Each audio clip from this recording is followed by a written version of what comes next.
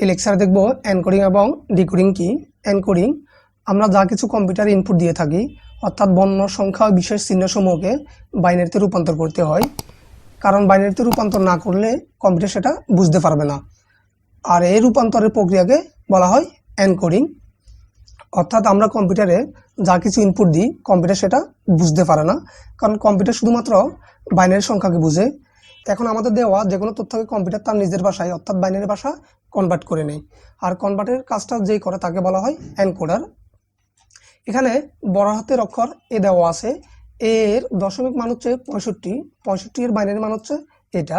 এখন আমরা যদি কিবোর্ড দিয়ে বড় হাতের অক্ষর এ ইনপুট দিই, তখন এনকোডার কি করে, এর মানটাকে বাইনারিতে কনভার্ট করে নেয়, কনভার্ট করে সেটা প্রসেসিংয়ের জন্য পাঠিয়ে দেয়। তখন কম্পিউটার এর মানটাকে প্রসেসিং করতে শুরু করে। ডিকোডিং, ডিকোডিং এনকোডিংয়ের বিপরীত। অর্থাৎ আমরা যা কিছু ইনপুট দিই, এনকোডার তাকে কনভার্ট করে বাইনারিতে নিয়ে যায়, তখন কম্পিউটার কাজ করতে শুরু করে। কাজ করার শেষে যদি বাইনারি ভাষায় আমাদেরকে আউটপুট দেয়, তখন সেটা আমরা বুঝতে পারবো না। এই জন্য ডিকোডার করে কি, বাইনারি ভাষাকে কনভার্ট করে আবার মানুষের ভাষায় রূপান্তর করে দেয়। এখানে একটা নির্দেশনা দেওয়া আছে, আমরা যা কিছু ইনপুট দিই, এনকোডার সেটাকে কনভার্ট করে কম্পিউটারের বোধগম্য ভাষায় রূপান্তর করে।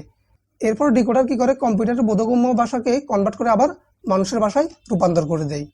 কোডের বিভিন্ন প্রকারভেদ: octal, hexadecimal, BCD code, Gray code, alpha numeric code, ASCII code, Unicode, EBCDIC code.